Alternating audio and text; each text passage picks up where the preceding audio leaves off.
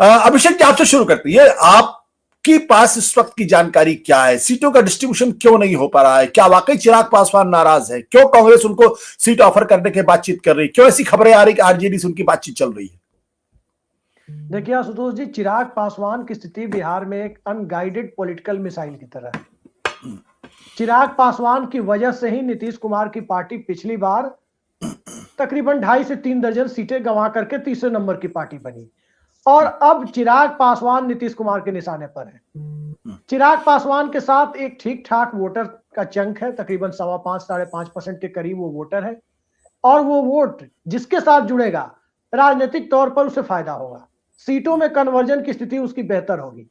लेकिन यदि बात चिराग पासवान की करें तो आप देखेंगे कि रिजर्व सीटें नरेंद्र मोदी के दौर में, या यूं कहें कि 91 के बाद जब भारतीय जनता पार्टी को आप आज की बीजेपी के अवतार में देखना जब शुरू कर चुके थे, तो सबसे अच्छा सक्सेस रेट, सबसे अच्छा स्ट्राइक रेट बीजेपी का रिजर्व कंस्टिट्यूएंसी में हुआ करता था, जो सुरक्षित सीटें हैं। और इसका कारण दरअसल यह है कि सुरक्षित सीटों के वोटर को चुनावी हिंदू बनाना आसान होता है। वहां कोई कास्ट स्ट्रगल आपको देखने को, कास्ट कॉन्फ्लिक्ट देखने को नहीं मिलता, या किसी तरह की कास्ट एस्पिरेशन आपको पॉलिटिकली देखने को नहीं मिलती है। और जिस जिस किसी भी लोकसभा सीट पर, जो रिजर्व लोकसभा सीट है, वहां पर जातियों की फीलिंग स्वाभाविक रूप से खत्म हो जाती है। इसलिए खत्म होती है क्योंकि उनकी पॉलिटिकल एम्बिशन पर एक तरह से ग्रहण लगा होता है। ऐसा नहीं होता है कि कोई खास कम्युनिटी, कोई पार्टिकुलर कम्युनिटी को या अपनी कम्युनिटी का सांसद बनाना हो या विधायक बनाना हो, इस तरह की फीलिंग आए।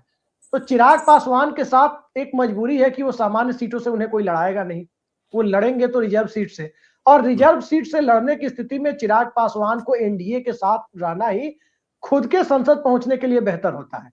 अब आप देखिए, चिराग पासवान के पिताजी रामविलास पासवान लालू यादव के साथ मिलकर 2009 का लोकसभा चुनाव लड़े, और याद रखिए तब नरेंद्र मोदी की लहर नहीं थी, तब नरेंद्र मोदी नेशनल सिनेरियो में आए भी नहीं थे, तब लाल कृष्ण आडवाणी को प्राइम मिनिस्टर बनाने के लिए एनडीए चुनाव लड़ रहा था।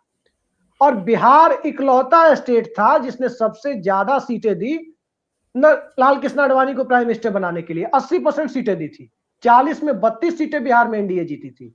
रामविलास पासवान खुद चुनाव हार गए थे। तो ये एक परिस्थिति होती है रिजर्व सीटों की स्थिति, अगर आप देखें तो। दूसरी तरफ नीतीश कुमार और बीजेपी के वोट बैंक को आप देखें तो नीतीश कुमार और बीजेपी का वोट बैंक आसानी से एक दूसरे के साथ जुड़ जाता है। हालांकि जब नीतीश कुमार का चेहरा ही सामने होता है तो वो वोट बैंक आरजेडी के साथ भी क्लब हो जाता है आसानी से। जब नीतीश कुमार मुख्यमंत्री पद पर है या नीतीश कुमार को प्रधानमंत्री बनाने का नारा लग रहा हो, तो उस परिस्थिति में नीतीश कुमार का वोटर और लालू यादव के वोटर भी एक हो जाते हैं। अब चिराग पासवान के बारे में तो कहने की जरूरत नहीं है कि उनकी वजह से नीतीश कुमार की यह दुर्दशा हुई कि 3 साल में 3 बार शपथ लेनी पड़ रही है। पता नहीं इसी विधानसभा में अभी और कितनी बार शपथ लेनी पड़े, यह स्थिति बनी हुई है। तो चिराग पासवान को नीतीश कुमार इधर रखना नहीं चाहते, नरेंद्र मोदी और अमित शाह उन्हें रखना तो चाहते हैं, लेकिन रखें तो कैसे रखें? कई तरह की बातें हैं। कुछ लोग बता रहे हैं कि नीतीश कुमार ने इस गठबंधन में आने के पहले 2 शर्तें रखी थी। पहला कि लोकसभा के साथ विधानसभा के चुनाव हो, तो उस पर तो पटाक्षेप 14 तारीख को हो जाएगा, जब विधान परिषद की सीटें अगर निर्विरोध निर्वाचन की स्थिति बनती है, खासकर तब जब नीतीश कुमार खुद चुनाव लड़ते हैं तो बनती ही है। तो वो जिस दिन हो जाएगा उसके बाद हो सकता है कि अगर विधानसभा भंग हो जाए तो आप कह सकते हैं कि बीजेपी ने इनकी एक शर्त मान ली। दूसरी शर्त चिराग पासवान को इस गठबंधन से बाहर रखने की है।